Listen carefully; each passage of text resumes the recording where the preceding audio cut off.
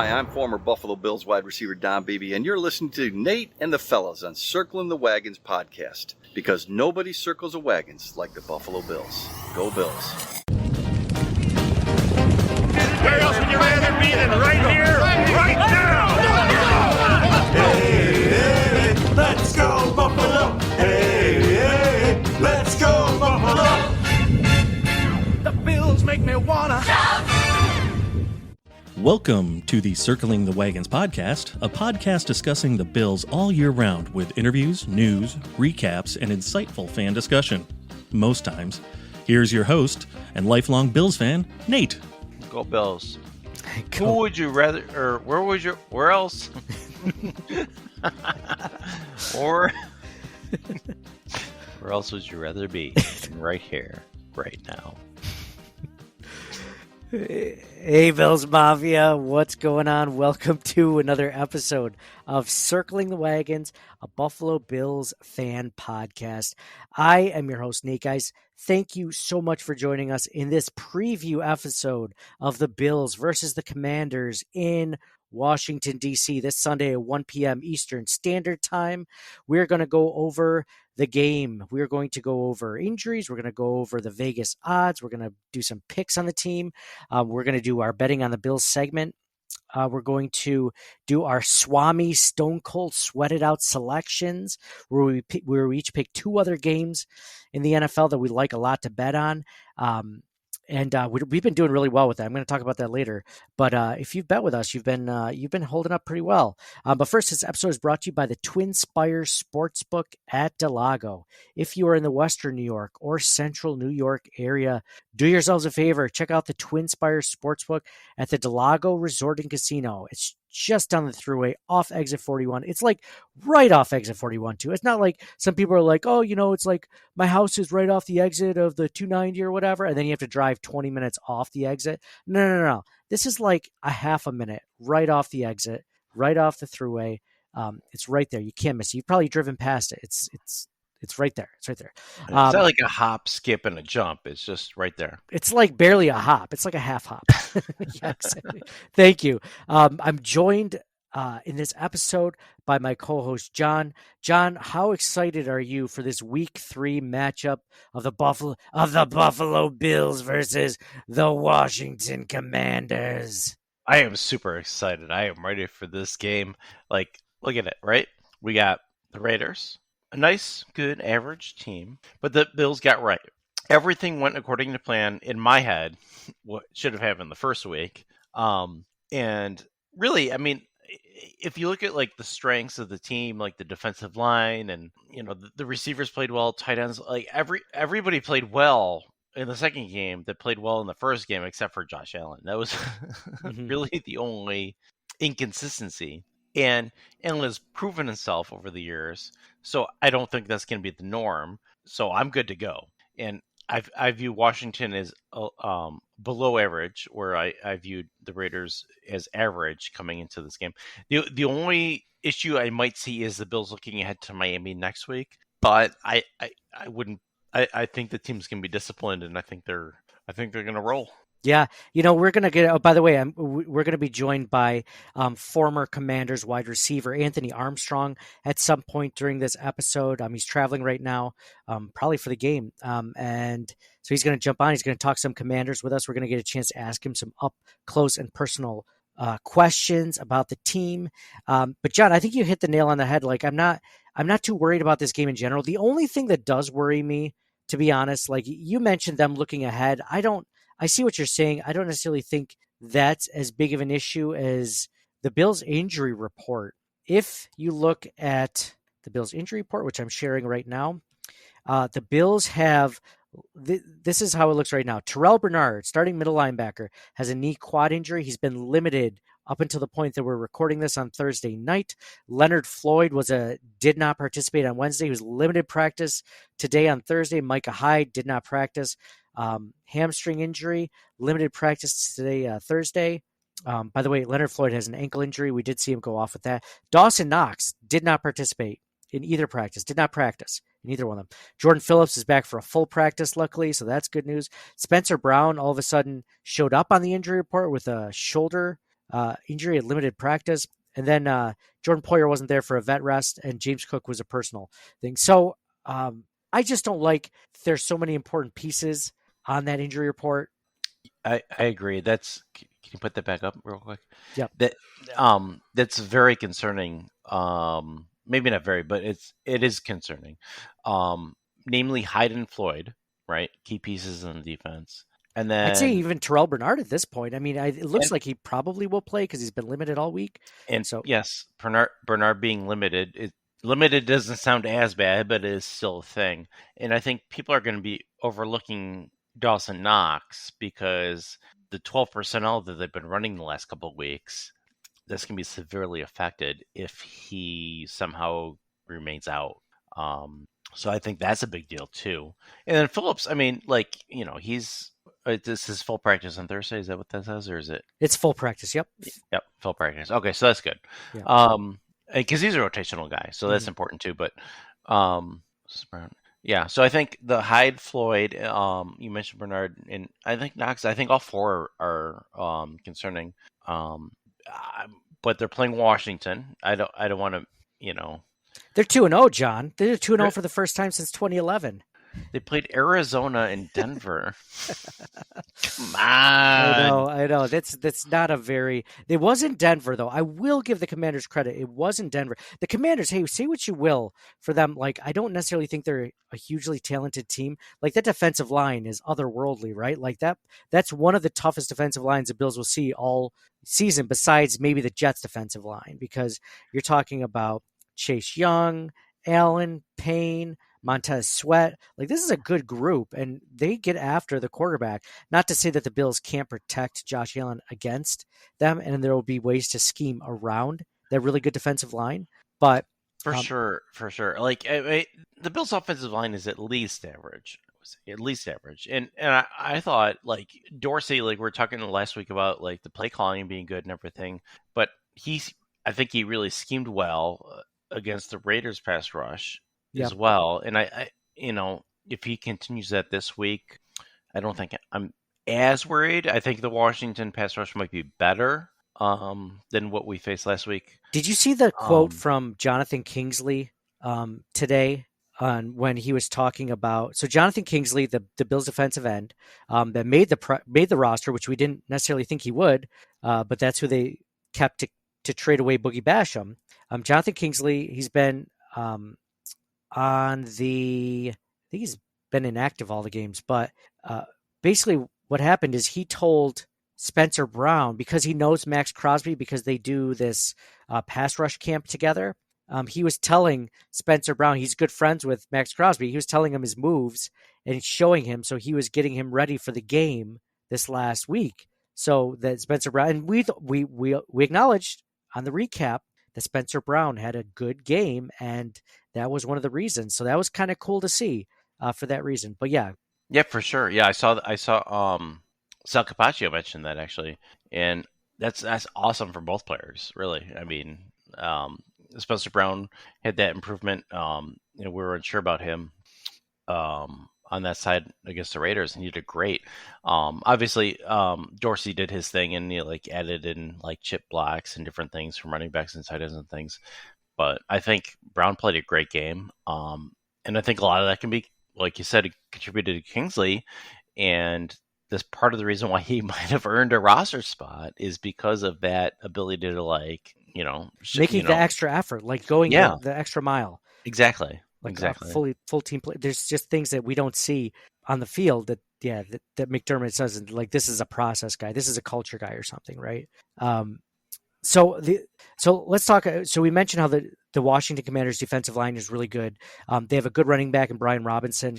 I don't think he's a great running back. Like, I put him on the level of Josh Jacobs. Obviously, Josh Jacobs was the rushing leader for all of last season, so that's a little bit different. But he's not a speed back. How many yards did Josh Jacobs get last week? Again, I forgot. Less than 0, John.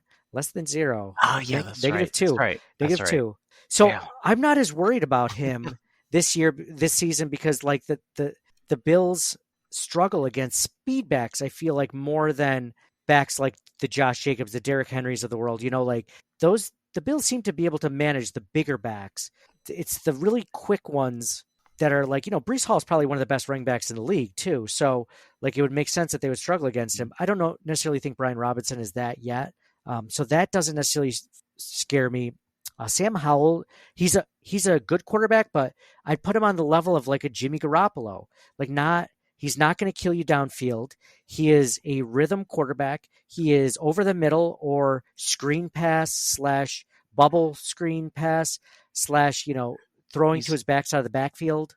You're giving him too much credit. He's less than Jimmy Garoppolo. He's only had 4 NFL starts. He's made a lot of mistakes. He has made a lot of mistakes. Washington likes him, but like it's not the same thing. But give him credit; he's not bad. He's been playing above average this season. If they play some pressure like Rousseau has, and like some other players on the defensive line has in the last couple of games, and he's going to make more mistakes, just like he has the last couple of games against lesser teams. Mm-hmm. Yeah, absolutely. And I think that this is the only injury that really scares me, because Leonard Floyd, because of pass rush, obviously, if he doesn't play, that's a big issue. But Micah Hyde, like, if he doesn't play, we might still be okay, because Sam Howell doesn't really push the ball down the field. He doesn't really test the safeties a whole lot. So even though they have really good wide receivers in Terry McLaurin, Jahan Dodson, like Terry McLaurin's a really good wide receiver. I shouldn't even lump Jahan Dodson with him, because Terry McLaurin by himself is probably top 10, top 15 wide receiver, right? Is McLaurin 100%? I know he's been dealing with a turf toe. I don't know if he's... So the Washington Commanders have no one on their injury list. They did yesterday, but they don't have anyone since then. And Dotson's been good too for them. So it is a kind of a two-pronged. It was. But we got Tre'Davious White and Christian Benford, so we're good, right? Yeah. I think that the Terrell Bernard injury just worries me a little bit because of all the plays over the middle of the field. Sure. We did get news today that Christian Kirksey is retired. I have to mention that really quick just because it happened today. So even more reason to think that Terrell Bernard has a stranglehold. I think it was just insurance anyway for that role, but AJ Klein was re-signed, just so people know. I think Dodson is really the true backup anyway. Yes, I agree. They just need another body if one's going to leave altogether. So, but then the Dawson Knox one, it definitely ruins a 12 personnel situation. But I'm really confident in Dalton Kincaid getting those targets. So we should look at prop bets later, especially in regards to Dalton Kincaid. But I think the Bills can handle this team. I think again, like you said, like even with the injuries, this is a okay Commanders team that just happens to be 2-0 versus 2 not so good teams at all. I'd say the Cardinals are probably one of the worst teams in the NFL. I think they're going to be bottom 5, so they just barely beat them. Bottom 3, right? In Washington, yeah, bottom 3. Like they're going to be fighting Chicago. I don't know why Chicago was so hyped up in the off season. I was never high on them. There's always a darling, right? Like, things are going to be different this year, right? Like they got some pieces. No, Arizona, Chicago, and Washington might end up still down there, even though they won their first 2 games. They were 8-1 last season. Like they weren't terrible. Like, they finished better than the Raiders did, and they didn't even have Sam Howell start all season. So, like, I think that I don't think they're a bottom 5 team. I don't think they'll end up in that, but it might be different next year because, like, they're on new ownership. They're probably going to change some things. So next year might be even worse than this year type of thing, and then they rebound. I'm not really sure how this is all going to work for them. Well, I like Eric Bieniemy as their offensive coordinator. So I think that he's been scheming this team, like giving Sam Howell like the best. Like I don't necessarily think Sam Howell is this good on every other team. Like I think Eric Bieniemy is that good of an offensive coordinator, and a lot of his plays remind me of the Chiefs' offense. It's just they don't have Patrick Mahomes at their disposal, right? Like they just there will be plays where there's a lot of motion. All of a sudden, it's a end around, or it's like a pass like to a guy that's already got 3 or 4 yards in open space. Maybe he only makes 8 yards, but then all of a sudden it's 2nd and 2. So like, what if he ends up being their head coach next year? How about that? That would be cool. I like Eric Bieniemy. Did you see what he said about Matt Milano today? What? He loves Matt Milano. He went on a 2-minute discussion at the press conference, at his own press conference, saying about how good Matt Milano is. And he's like, that's so smart. Because if he said he was so bad, then Milano would use that as bulletin board material, right? I know. He should Genius. He should be pissed. Matt Milano's a very quiet guy. He should be angry at that. He should be like, I can't believe he talked about me that long. I don't want that much attention. But no, he went on. He gushed about Matt Milano specifically, and he went on to say about how long he's known McDermott and Leslie Frazier, and that how important he knows that role specifically is to their defenses. And it was kind of it was more than you ever hear from any other coach talk about, a Bills player that's not named Josh Allen, right? But I like Eric Bieniemy. I'd be all for him getting the role. I mean, Ron Rivera is not going to be a coach forever, right? So he's got to be up there. Yeah, he's also said some dumb things over the last couple of years. Yeah, yes.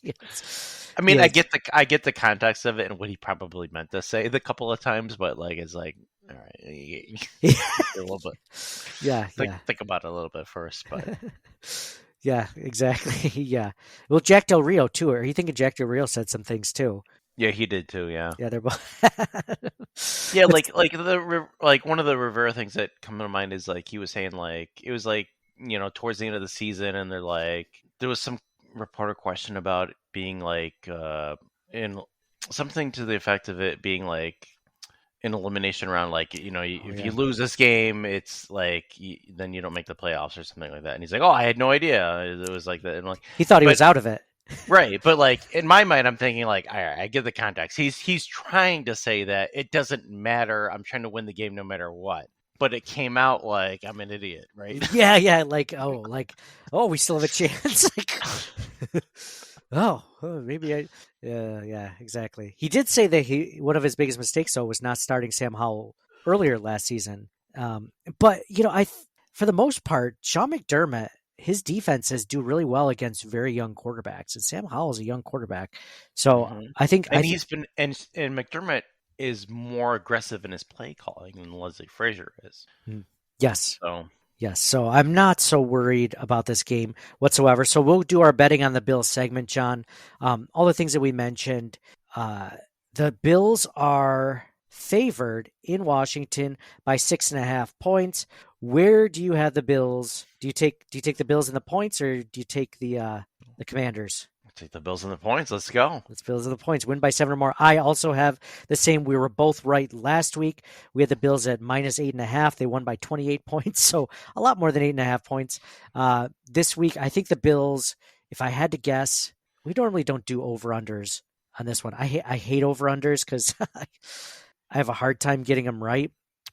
Because they could win 30-0, but if the over/under is 45, right? It's the over/under is 43 points. That's a good line, of course it is, right? I'd say over on that one. I think it'll be 30 to I want to say 30-17 or something. Yeah, I agree with you. As far as yeah. 100%. I'd go. I mean, I probably wouldn't. I don't know if I'd bet I'm terrible at over-unders. Yeah. But no, I would agree over. I would say, yeah. What would you say? 31-17, something like that. Yeah, something like that. Yeah. I'd go something like that for sure. So we never usually do this, but what would it take for the Bills to lose this game, or even just not make the 6.5 points? Josh Allen week 1. Josh Allen imploding, right? That's the only thing. That's what everybody else is fine. From week 1 to week 2, everybody else looks fine. Mm-hmm. It was only Allen. So that would really be, unless it's crazy turnovers, but then again, that usually points to Josh Allen, right? So if that's the issue, then Josh Allen's the issue. He is an 8-year veteran wide receiver in the NFL. He spent 3 seasons with the Washington Commanders, now the Commanders, Washington football team. And he is the host of the Bleav in Commanders podcast. We are welcomed by Anthony Armstrong. How are you doing, Anthony? It's so good to talk to you. Appreciate you coming on. I am good. Just finished a long afternoon of traveling, but I am excited to be in the hotel room back in D.C. I haven't been back here in a while, so I'm excited. Are you there for the game specifically? Are you going to be there watching the game?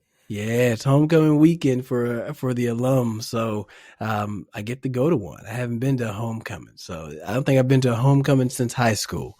So this is my first one in a while. That's awesome. This feels like what it would be like to go back to college and whatever, see the guys that you went to college with. Is that how it's going to be for you and some of the guys you know are coming up? Man, it goes back to players that went back to the 60s. So you're going to see just all the history and just it feels good to be proud to come back and celebrate the organization. I mean, frankly, it's been a little bumpy for the past, quarter of a century, but things have been on the upswing since July 10th, and the city is vibing, the fans are vibing, everybody's in a good mood. I'm so happy to hear that because that's one of the things I wasn't going to necessarily ask you about, especially as it has to do with ownership. Because I mean, we've been very fortunate in Buffalo. Like we've had good ownership in the past, but I could see how it would ruin. Like, I mean, you saw how Buffalo just went under fire for the Takeo Spikes seating situation, but that's not that big of a deal. It's not like some terrible things. Like, I mean, even as a player, I mean, so I hadn't planned on asking you this, but like everything comes from the top down, right? When you're a player in any organization, and you've played for several different teams, like if ownership's not all in, or there's issues with ownership, or you see that there's a discrepancy between the message you're getting from them and coaching staff, like, is that evident to you as a player, or is it just, I don't care, it doesn't matter, I just do what the head coach tells me to do? I was a guy that was at the bottom of the roster. I always treated it as that. I was like, hey, man, I'm 54 out of 53. Like, I got to make a play. But I've recently said you don't realize how bad it is until you get a different experience. So going through it, I just thought that's just how it was. I just thought that was the league, and frankly, everything that came up in the investigations and things like that, no, players weren't like, I'm not going to say privy, but players weren't around that. Okay, there's definite separation between ownership and the guys that are on the field. I'm sure a couple of players may have had access to the owner just due to the size of the contracts. Some big name guys, they have access to the owner, but not me. But the way that things are now and the way that they've been since, ownership has changed, it's vastly different. And it's only been a couple of months, and it feels good. It really does feel good. I think things are going in the right direction, and I'm just excited for what this team and organization can do. Well, they're off to a tremendous start. They're 2-0, like you mentioned on your podcast, for the first time since 2011, which is incredible. Are you surprised at all? They finished 8-1 last season. Are you surprised at all by a 2-0 start, or did you see that coming? I'm not surprised by it. It was my expectation. I've been kind of beating the drum saying this is a playoff team. I think that they really can get 10 wins. This was before the schedule was released. So whenever you look and you're like, man, you got Buffalo, you got Miami, you got New England, you got these tough teams that you're going to have to face. It's hard to count to 10. But I knew that the talent was there. I think there's talent on defense, talent on offense. And it was a situation where you had to be patient. Be patient and let these guys go out and play and go put what they can on the field. And they've been doing a great job so far. They're winning tough games. Yes, I would have loved them to blow out Arizona. But this is the NFL, right? It's not a lot of wide open where you're just going to blow out one team every week, right? So teams are good. And they found a way to come back against Denver. And I like to circle wins that mean something, not just, they won a game. Like you came back from down 21-3. That means something, right? You battled with a scrappy Arizona team. That means something. So they're learning how to win. Old Washington teams would have folded easily by halftime and been ready for, what are we doing after the game? Yeah, that was so good to watch. I watched both games just recently preparing for this interview. And I mean, you got to like what you've seen from Sam Howell this season, a guy that maybe they should have given more of a chance to last season, but this is his second year. What have you seen from him, at quarterback, and what do you like about his play? Man, the first thing I love about Sam Howell is his accuracy. And it comes down to the ball placement as it hits the receiver's hands. So he puts the ball slightly in front of them where they can catch it, have run after the catch. You've seen the passes against Denver, dropping the ball in the honey hole. He can throw all three levels. The guy has arm talent. He can sidearm it if he needs to. And one of the more impressive things is his how calm he is, how much moxie he has. He'll get hit in the mouth in the pocket, and then will stand up and be ready to throw another 5 or 10 passes. He doesn't get skittish. He's not a guy that you'd have to worry about getting scarred from getting sacked too much, And I mean, yes, week 1 it was 6 sacks, and they got that number down to 4 in week 2. You don't want him to get hit often, but he handles it well.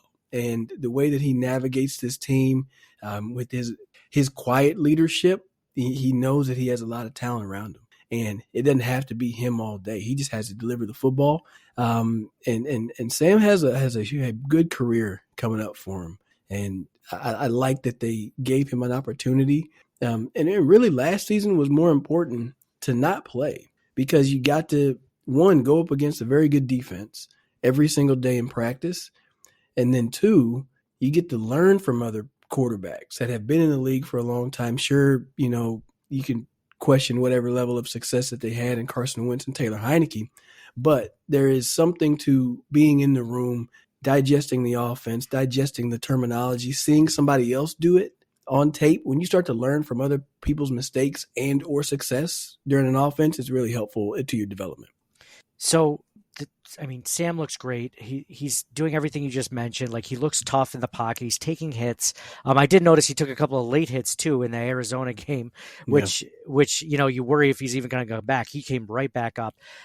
He's tough. What would you say are some of the things that he needs to improve on? Because he's hitting receivers. I saw him throw one behind McLaurin, and I was like, wow, you know what? After watching him, that's the only one I've seen really like that. Where are his struggles, if any?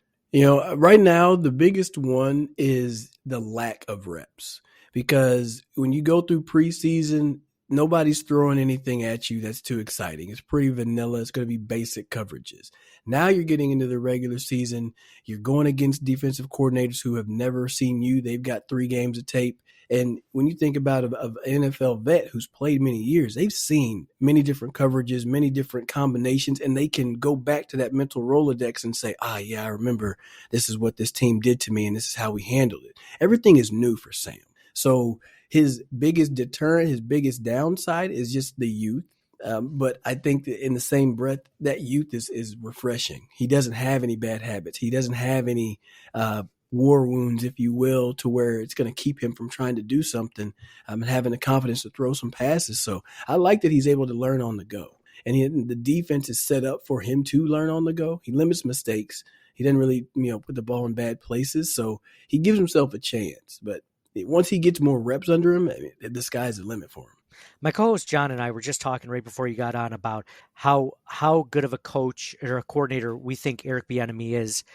We've seen him the last 5 or 6 seasons in KC before he went to the Commanders, and like in watching the offense, it seems like similar to like a Patrick Mahomes like offense, except it's just Howell instead of Mahomes. Like the way he schemes guys open, the way he utilizes all of those weapons that the Commanders have on offense.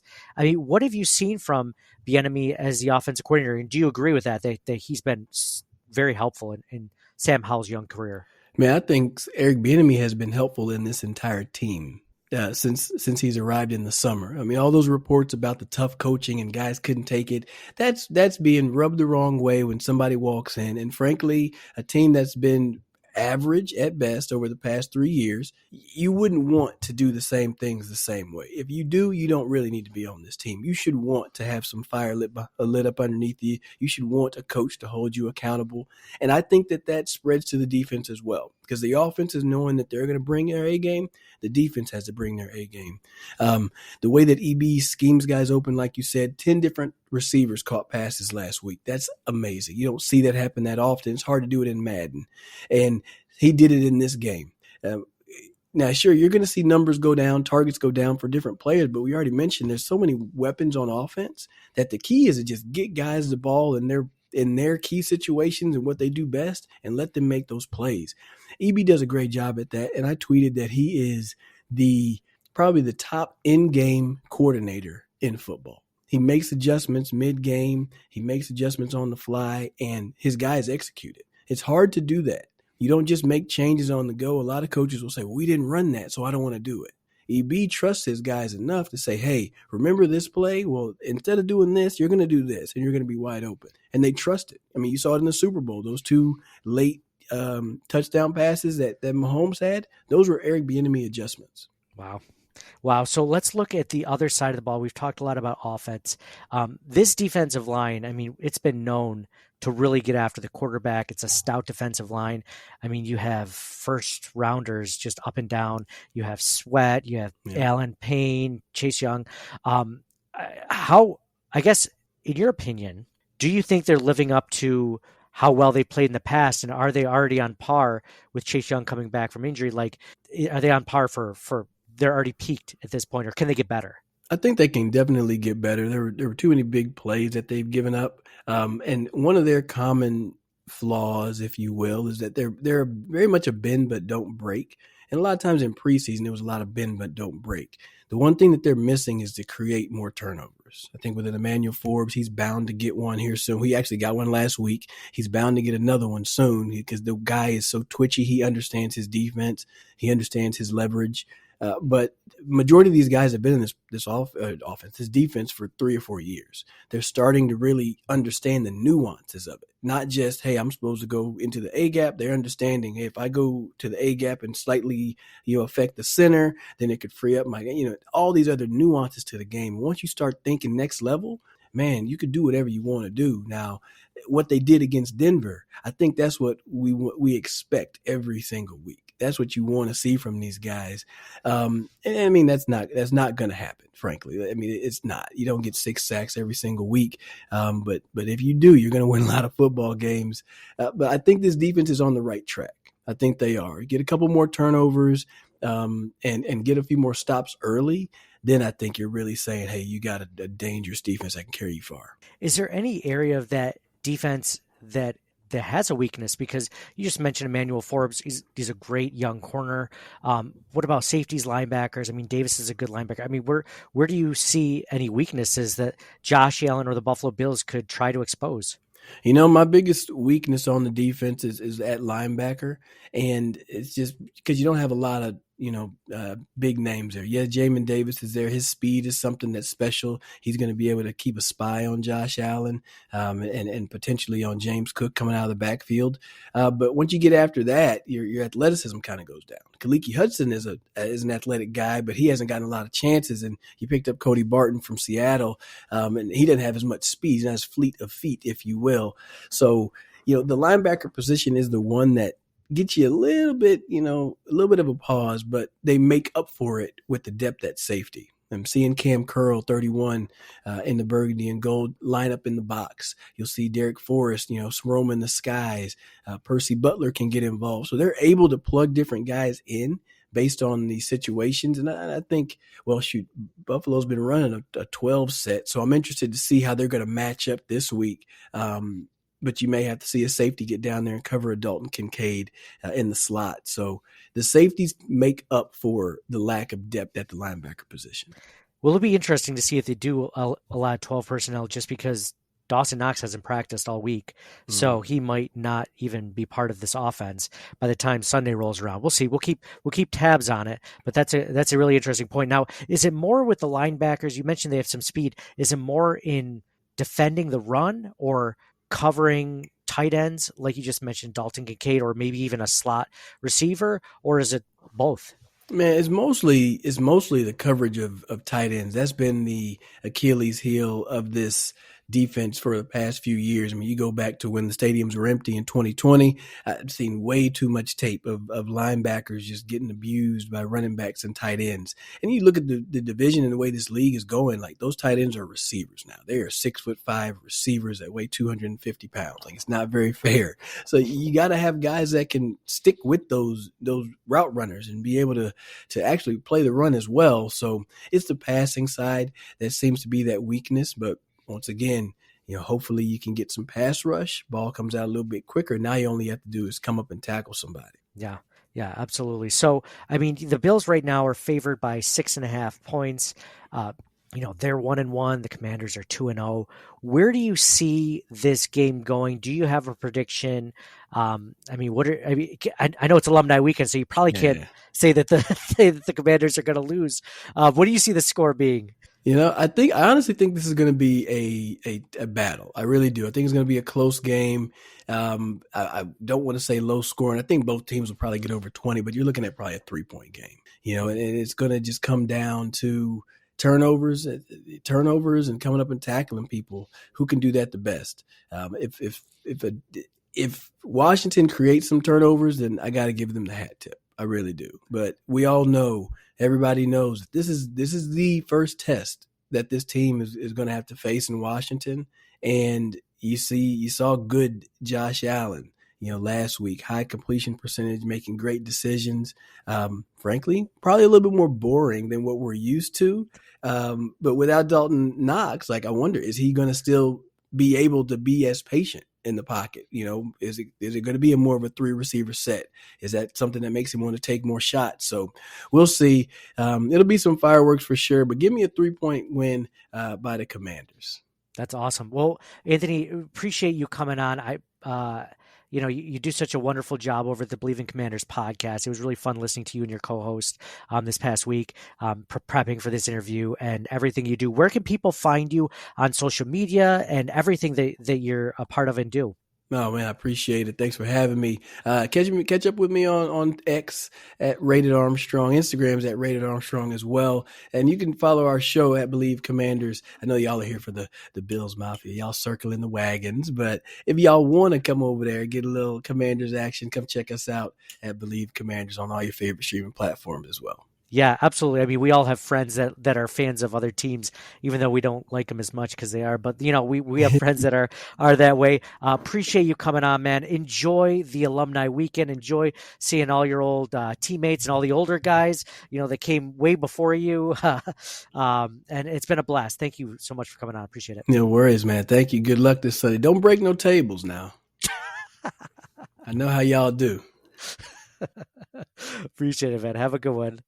All right, so that was Anthony Armstrong from the Bleav in Commanders podcast. It was perfect. We were just ending our discussion on the Commanders. Now you guys have a little bit more insight as to what to expect, what the weaknesses and strengths are of the team. Anthony's super cool guy. I've been really happy with talking with the guys from the Bleav and the Bleav podcast network from all those other teams, and Anthony is no different. John, let's go to. Hey! Let me just say, you're really good at picking people to interview here. That was really, really good. I was listening in. That was all around good questions, good answers. Great guy. I loved it. Thanks, man. Thanks. This is the first one that you or Mike, for that matter, have ever been live for to listen to it. So except for Bruce Smith, right? Bruce Smith, that's right. You were there. You were there at the Twin Spires Sportsbook at Delago Resort and Casino with us that day for that interview. You're right. So let me ask you: was the Chris Berman one? Was that just on the phone, or was it the video also? No, it was just on the phone. Yeah, sounded like it. Yeah, I offered to do it. It was good though. It was really. I'm not poo-pooing you. It really was good. I enjoyed it. Thanks, man. Thanks. I know I was going to do it like we do it. So we do for those that are listening, we do a video call between myself, Mike, and John, and I use a software that, even though we don't post video specifically of us talking, we can see each other. It's like a better quality Zoom, basically, or Skype, because we've done Skype. The audio quality isn't good. This software that we use is really good. And I offered to do that, and the lady Tree from Water Buffalo Club 716 was like, yeah, he doesn't do links or anything. He's old school, which is kind of cool. I kind of respect it because that's what you would think of Chris Berman. Would you think of Chris Berman being the most technologically savvy guy, or a guy that's just just let me talk to him. I just want to talk to the guy, right? That's how he is. Yeah. And even if he was tech savvy, I could still see him preferring a certain way, right? Yeah. There's only one way he circles the wagons, right? And it's on a landline. He talks to me. What's funny is I started off that interview with Chris, and I wasn't I have it connected. I have my phone connected to my mixer, so I'm technically listening through my headphones, but I'm talking through my phone. It's this weird setup, right? And he's like, "Oh, I can't hear you that well." He's like, oh, let me try my cell phone. And I was just like, oh, that's not going to be any better for me. So I was just like, hey, maybe I'm not holding the phone close enough to my mouth. Can you hear me now? Oh, yeah, I can hear you now. I'm like, oh, this is on my end, Chris. It's got nothing to do with your landline. Oh, man, you could have got his cell phone number. I know. No. Well, yeah, you know what? You're right. I'm so stupid. I'd be texting Boomer, be like, I really like, What do you think of this nickname? He would block me after a while of all the stupid nicknames we come up with. It'd be like, oh, John, Mike, and I came up with Osiris the Virus over there. Yeah, thanks, Nate. It's just he just leaves me on red all the time. Yeah, it was an unknown number, so I definitely don't have his actual phone number. So yeah. But thanks. No, I'm glad you were able to do that. We just talked about the Commanders, so it was perfect timing. We ended that discussion. So let's go into our betting. We just did betting on the Bills. We're going to go into our Swami's Stone Cold Sweated Out selections. Did you change your bet on the Bills based on that? No. The interview? No. He thinks it's going to be a close game. I don't think it's going to be a close game. The only thing that worries me is the injuries. And like we said, if Josh Allen plays like week 1 Josh Allen, then they lose. But they would lose to most teams like that. Yeah. So, I think the Bills will cover, but I don't know if I'm going to bet on it. I know we already talked about it. If we're going to bet on the Bills, I'm going to cover it. But... Well, we're a Bills podcast, so we have to talk about the Bills game. I don't love the spread. I'm not saying I like the Raiders one better. I can see the Bills winning by 14. Yeah. Oh yeah. But to bet on it and what the vig is and everything, I don't know. I don't like that it's in Washington. I don't like that the Bills have so many injuries. And not only do the Bills have so many injuries, the Commanders don't. So it's almost like the reverse of last week where the Raiders had so many injuries and then the Bills had none. Also, I heard, I don't know if it's still the case, but the other day I heard on the radio that there could be a lot of rain on that game and a couple other East Coast games, but I don't know if that's still the case. We look at the forecast. Maybe we should add this to the Betting on the Bills podcast, John. Washington, D.C. Let's see what it looks like for Sunday. Sunday, high of 77, 24% chance of rain. All right, so that seems less than previously predicted. 10-mile-an-hour winds, so a little windy, but not that bad. That's not. Yeah, it's not all right, good to go. Yeah. So let's go into bets that we like, though, with our Swami Sweated Out selections. Now, we're using this really great site. It's called BetUS. And if you're interested in it, we were signing up and they gave us a $25 per $100 deposit, which was really cool. So I gave them $200 and now I have $50 worth of free betting, which is awesome. So we're going to use that. If you're interested at all in following along with us, making bets with us, feel free to do so. Check out the link in our bio for that. It's a site that has been around for about 30 years, but we're using it this season because they're doing promotions with us, and they're doing promotions for all new users. John, so last week, let's go over the week before. I went 3-0, you went 2-1. This last week, you went 2-1, and I went 2-1. Oddly enough, the one game that you didn't win was the Texans game. Other than that, you won the Steelers game and the Bills game. I won the Bills games and the Bills game and the Chiefs game. I was off by 1 point for the Giants game. So the funny thing is, I didn't end up betting the Houston game. Just here, but you didn't bet it out loud, right? Yeah. Well, I mean, 3 days later, it's so and so's not injured or is injured, and it's whatever. I'm not gonna bet this one anymore. Yeah, exactly. At the time, it seemed like a good deal, but yeah. Well, I think people that are listening, I mean, if you want to, we have been all together 1, 2, 3, 4, 5, 6, 12.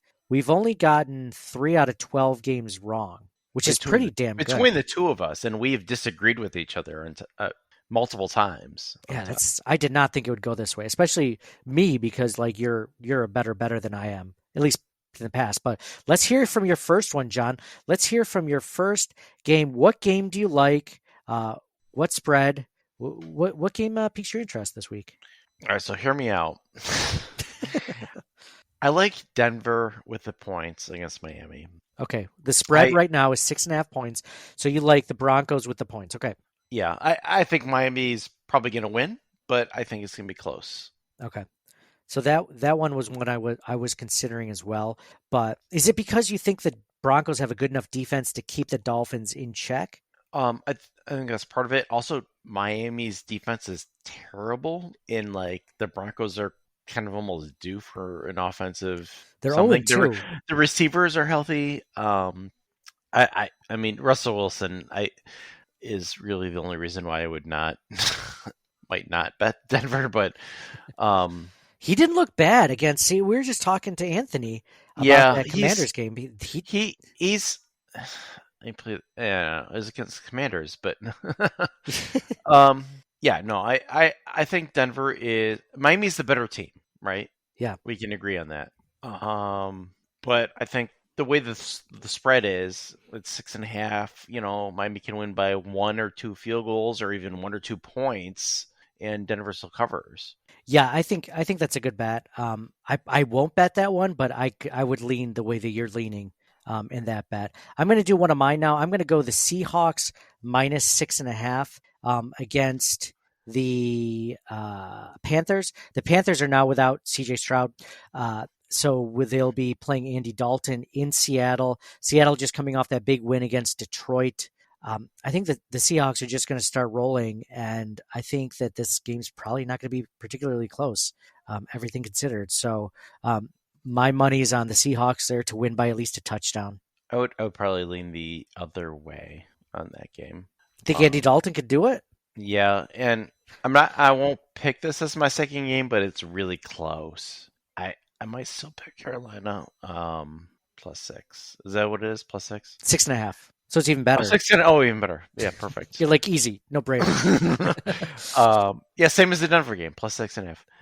But same thing though. Like I think Seattle would probably win, but it'd be closer. But I wouldn't. I don't think I would make that my second pick, but I think that would be very close to my second pick.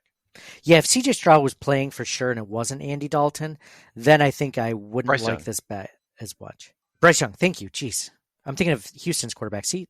Yeah, so who's going to trust Nate? Doesn't know the quarterback. I know. Jeez, do not bet what I bet.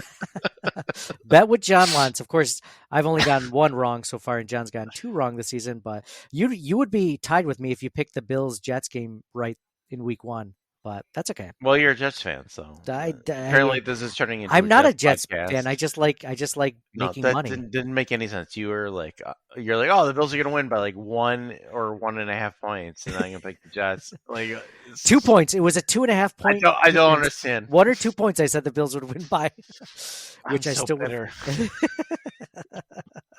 I like being right, and I like making money more than I like betting on, like choosing my team just for the fun of it. Like I mean, it wasn't for the fun of it. I thought the Bills were going to. I don't want to get. I know you did, and that's why I don't want to. I do not want to get into it right now. You're like, I don't want to replay like the worst part of the season so far. So we Broncos 6.5, the Seahawks minus 6.5. What do you have as your second bet, John? All right, don't bet Seattle, but my second bet will be. There's a few different games, but I think out of the next ones, I do like New England minus 2.5 against the Jets. New England's had the Jets number, especially against Zach Wilson and Bill Belichick. I think that's a safe bet, if anything. New England 2.5. Yeah, I have New England. That was actually my second bet too, was New England and 2.5. Just with Bill Belichick up against the wall, he's playing against Zach Wilson. I think the defense is just going to basically take over that game for the Patriots, and Zach Wilson just. I mean, the Patriots offense will probably find a way to get going. I know it's against a good Jets defense, but it wasn't good enough to stop Dak Prescott from scoring 30 points last week. So I like the Patriots in this one, minus 2.5. And we all said the Bills at minus 6.5. So those were our bets for there at BetUS. Definitely check out the link in our bio if you are interested. You don't have to, but if you guys like betting along with us, it's a fun time. It's a fun thing. Like I said, we are 9 out of 12. So that's pretty damn good, considering we have to bet the Bills one. We don't like betting the Bills one. I don't like betting on the team, but I did last week and I made some money. So actually I'm up on the season. So It's really good. I want to check out some prop bets for the Bills game. Let's see. I want to do something because we just mentioned we don't think Dawson Knox is going to play. Let me see what. Well, we're not sure, but he hasn't practiced. I think it's unlikely. I think it's unlikely, and so I was just looking That at. would be very unfortunate. Like, do you think they'll run 12 personnel with like Quentin Morris, or do you think they'll just go back to 3 receivers and whatever? Oh man, could you imagine? I like Quentin Morris, but like I don't know if. Could you imagine a Quentin Morris anytime touchdown bet? That's probably like plus 6,000. But I'm also trying to think like from a blocking perspective and stuff. Like, is he or Kincaid like is one going to do one, or because Knox is really good at both, right? Yeah. So Knox is 82% of the snaps so far this season. Dalton Kincaid is 67%. Imagine that percentage is going to go to at least 82%. Right. And then, like, you can factor in, too, that they haven't really used Sherfield at all, or Hardy's been used sparingly. Like, these free agent acquisitions that are supposed to be really great. Maybe that's a thing this week. I don't know. Obviously, they have a really good running back rotation. Yes. Let's see. So I don't see anything for receiving yards at BetUS. Let me just check one other site to see if there is one for that.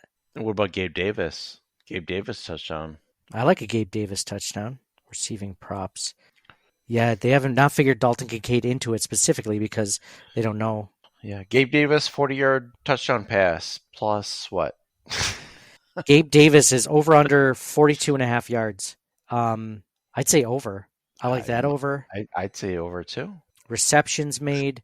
Gabriel Davis over 2.5. If Dawson Knox isn't playing, I mean, you got to figure those like 5 or 6 targets a game are going to go to somebody. 3 for 40 and a touchdown. Boom. 3 for 45 and 43 and a touchdown. Or 43, yeah. So you're on the Gabe Davis thing? Dude, this might be the week that Stephon Diggs really goes off for over 100 yards. He hasn't done that yet, has he? Did he have over 100 the first week? Yes, he did have over 100 against the Jets. 10 receptions for 102 yards and 1 touchdown. How much do we know about the Washington offensive line? It's okay. It's not great.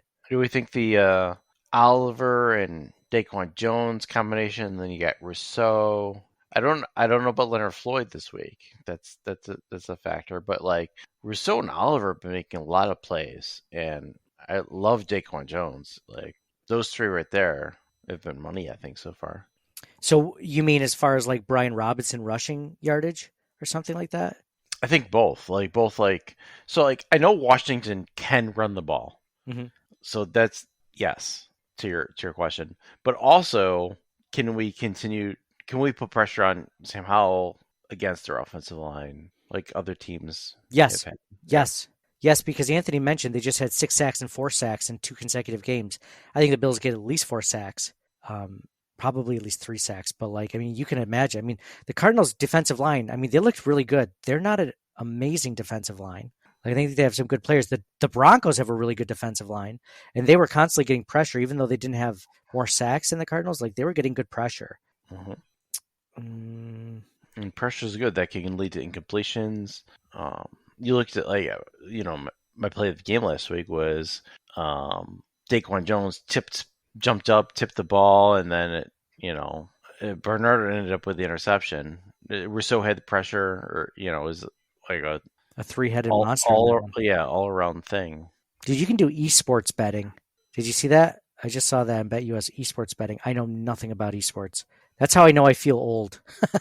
Like when I haven't watched any esports, like I know what it is basically, but like I don't know it well enough more than like Ninja, right? Like the one that everyone knows of, right? Like the best video game player. Like it's crazy. We should just throw some bets on esports just for fun. Just to see, whatever. Receptions at least. Gabriel Davis 3, Stephon Diggs 7. One thing I will say is Sam Howell does not like target Terry McLaurin as often as I think he should because of how good he is. Like he spreads the ball around, which is I get it, but like he said the turf toe at the beginning of the year, so I don't know the last couple of games last year as much, but McLaurin's great. Like, could you imagine if the Bills had McLaurin? No. Honestly, if it Diggs, McLaurin, and then everybody else that they have, it'd be phenomenal. So Stephon Diggs is over under 73.5 yards. That's about right. I mean, it's a really good line. I guess the over. I guess, but if you had to bet on Stephon Diggs over his yardage of 73.5, or Gabriel Davis over his yardage of 42.5, which one would you go? They're both priced right, I think. I think it's over for Gabriel Davis. I think they're smart. Like that's about right for both. And it depends how much they can run it. I mean, I think the Bills go over on both of these, to be honest. That's my inclination. I'd more apt to bet the Davis one, probably. Josh Allen over 247.5 yards. Well, who's getting 247.5 yards then? If it's not Diggs and Davis, it's what, a hobbled Dawson Knox, a Dalton Kincaid getting over 100 yards. Well, Hardy, Cook. They rarely target Hardy, and I mean Cook. You don't know though, because they've been running a lot of 12 personnel. If they can't run 12 personnel, then they get more receivers on the field. Maybe Shakir's more involved. He had a great touchdown last week. Like there's all these players. Sherfield. Mm-hmm. There's all these other players. Yeah, they've been really reluctant. I mean, they've at least targeted Hardy. They haven't targeted Sherfield. I don't think he's got one target at all this season. So yeah, it's going to be interesting. I mean, he's a veteran free agent, right? Like, I mean, we usually talk player props, Bills player props at this point in the podcast. And I think last week I bet Cook over 23.5 yards rushing or receiving. No, it was 12.5 yards receiving, wasn't it? And we got it on the first reception. That's what it was. Like he had like 20 yards on the first reception. It's like done money. Like it was the easiest money ever. Yeah. I don't think I had a second. Oh yeah. The other one was Dalton Kincaid anytime touchdown. And we didn't get that one. Yeah, that was a tough one. I remember the first week against the Jets, I had Cook over 62.5 combined rushing receiving, and he got 63. I was like, well, at least I got that out of that game. Dude, I bet by half a yard. I bet like all of these overs for Davis, Kincaid, and Cook, and I hit on like 2 out of 5 of them. And I would have hit on like more if Josh Allen didn't cough the ball up 4 times. I know. If there weren't any of those turnovers, it would have been like completely different. Even one of those turnovers, they would have won out of the 4. Like just that's one exactly. Yeah, that's why I'm not. I know it was down and out after that game, but like I'm not as worried because how often is Josh Allen going to turn over the ball 4 times? I know he's a gunslinger, and we love it, right? Like I would rather be the Bills be a passing team than a running team. Balance is great, leading passing in this NFL, but he's not going to do that every game. No, he's not. And they found a perfect balance last week. I mean, Josh Allen was the AFC Offensive Player of the week, and James Cook had over 150 yards total offense. Mm-hmm. Like that was a great combination, and all the running backs got involved. Damian Harris did, Latavius Murray. I mean, this is a good team. I'm not worried about. I know Brian Robinson. He seems like a young, promising running back. I'm not worried about him as a huge threat to this game. I mean, the only big threat on offense I really see is Terry McLaurin, which, like I said, they don't target him nearly as often as they should, and maybe Logan Thomas over the middle a little bit, especially if Bernard's not playing. Is Logan Thomas healthy?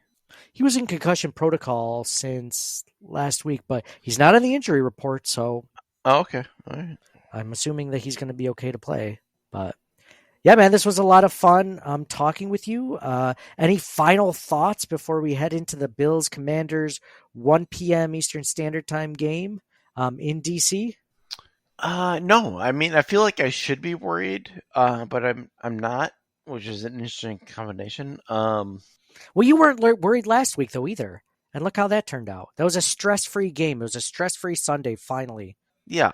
I'm good. I think we're going to beat Washington. And next week against Miami is going to be, I think, a good test. But even against Miami, their defense is not good. And our defense is good. So I feel pretty good about that game, too. I'm not ready to think about that. John, I want to go 1-0 this week, okay?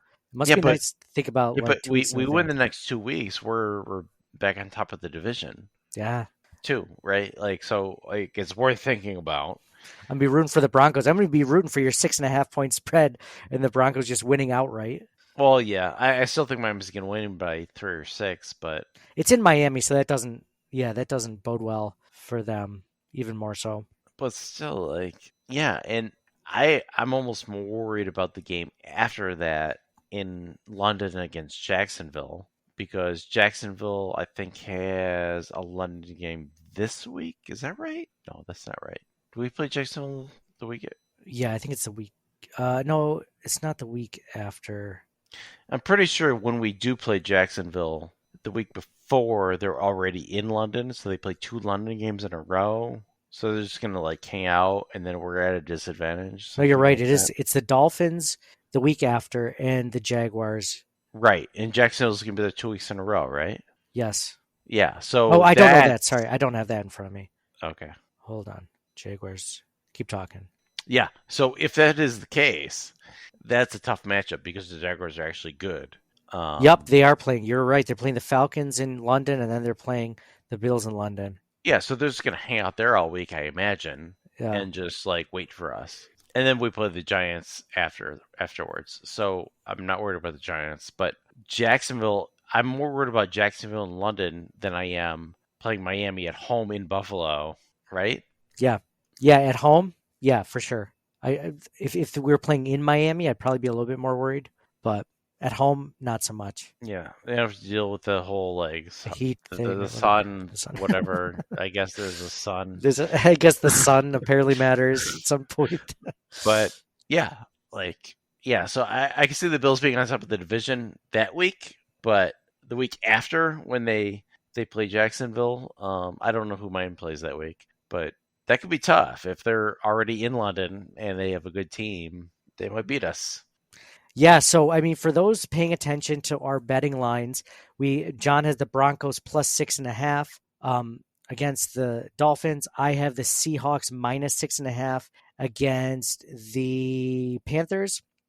John and I both have the Patriots minus 2.5 against the Jets, and then we both have the Bills minus 6.5 against the Commanders. So we'll be back here next week to let you guys know how that ended up turning out. But as of right now, we're 9 out of 12, so that's pretty darn good. It's pretty. You made some money. If you bet anything close to what we bet, you made some money. So what I've been doing, just because we have been doing so well, is I've been betting every game that you and I have been doing, and yeah, my Bet US account is doing pretty well. So hopefully you guys are all doing that too. So again, you should definitely sign up for Bet US, but there is nothing like going to a betting kiosk at a sportsbook like the Twin Spires Sportsbook at Del Lago. If you're in the Western New York or Central New York area, do yourselves a favor and take a drive down Route 90, get off at Waterloo at exit 41, and check out the Del Lago Resort and Casino, where every moment is a winning moment. So, John, any final thoughts now before we end this preview? Yeah, I wouldn't bet Seattle. I'd bet Carolina. But that's not even, you don't get to do that. That wasn't one of your bets. Because then if you lose that bet, you'd be like, oh, well, it wasn't But one what of I'm my bets. saying is I disagree with that bet, like, vehemently. I would bet the other way. Why?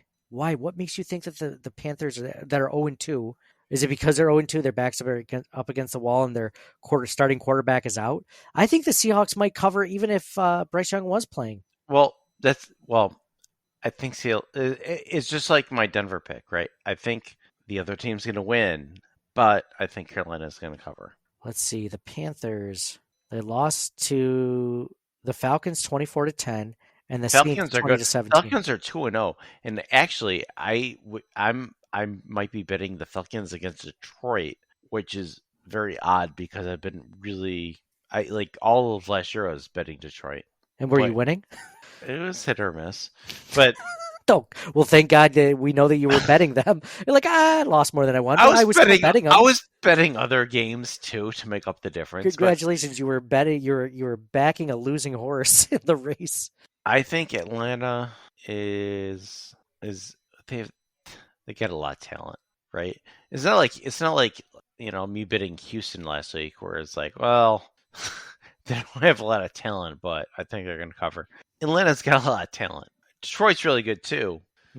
But I'd rather bet that than what were we talking about? Anyway, so we're gonna do a couple of giveaways. Carolina, yeah, I'd bet Carolina over Seattle. We're gonna do a couple of giveaways. Thank you guys all for listening, for leaving us ratings and reviews on Apple Podcasts. Well, you got one just recently from Mass Bills. He said, "Frankly, the most fun Bills podcast. There are lots of Bills podcasts out there. Yes, there are." John, when you and I started, we were like one of 4 or 5 actual Bills podcasts. Excuse me. That includes like media podcasts. Like Sal Capaccio wasn't doing a weekly podcast. Like Joe Biscali, like the Cover One guys. I don't think they were even doing it, or like any of those other networks now were really doing it. I think Locked On Bills might have existed, but like it was very few, and now there's thousands. It's actually really funny because like we're like doing the research, like, oh, what other Bills podcasts are out there before they start this thing? And like one of the more popular ones had already been defunct for like 2.5 years.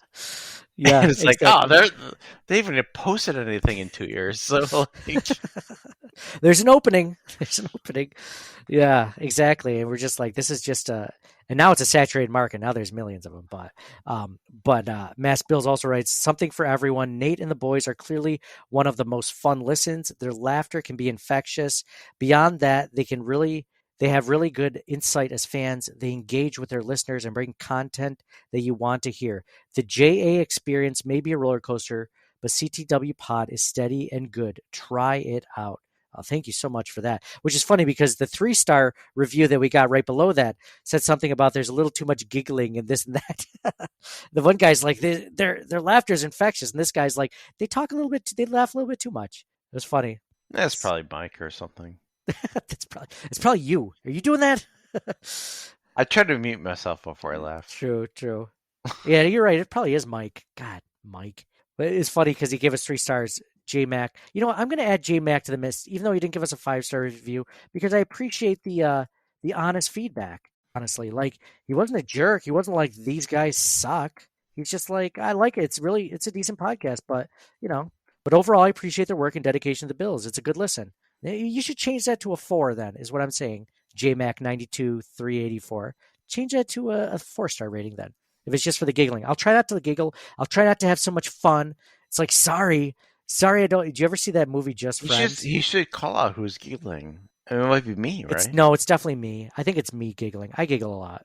I'm a giggler. But you guys are funny. I don't think it was giggling. It's just like, oh, like... chuckling. It's more of a chuckle.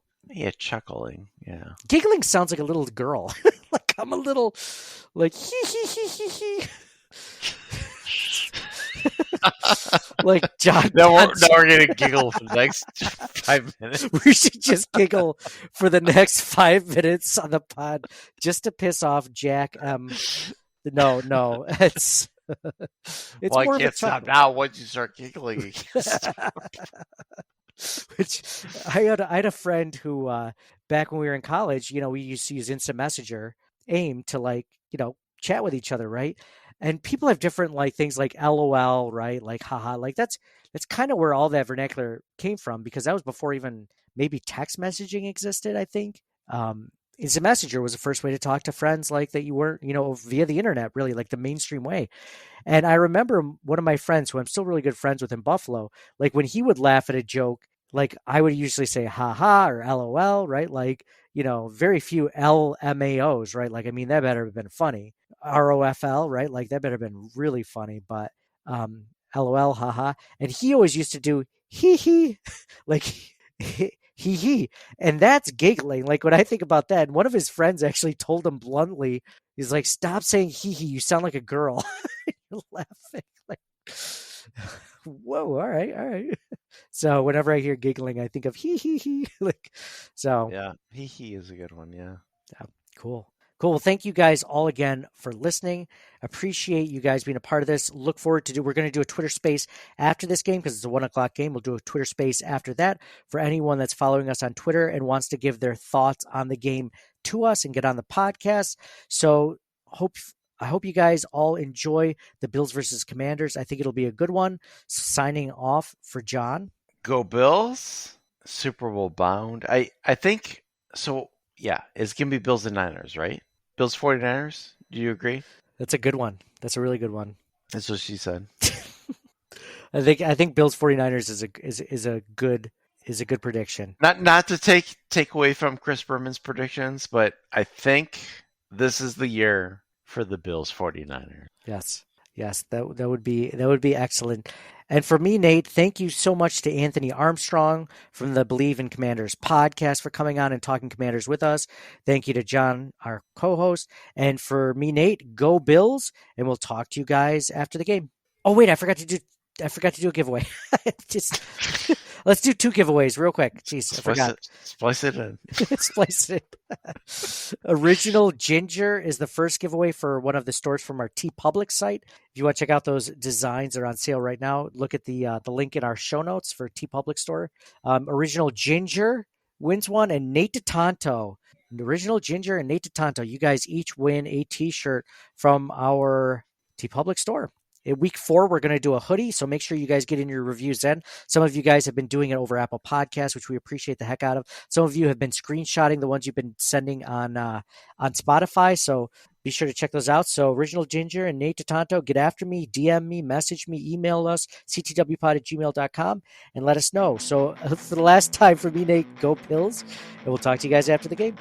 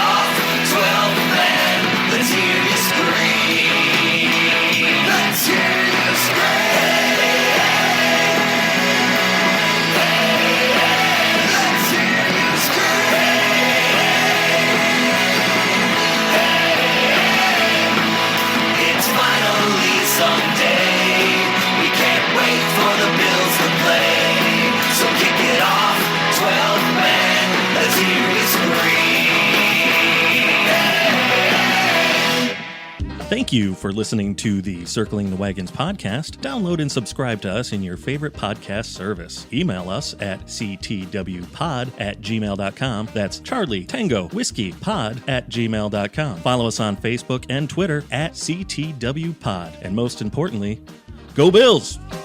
Nobody circles the wagons like the Buffalo Bills. Nobody circles the wagons like the Buffalo Bills, Nate. Well, listen, the whole show is called Circling the Wagons. Say no more. I love it.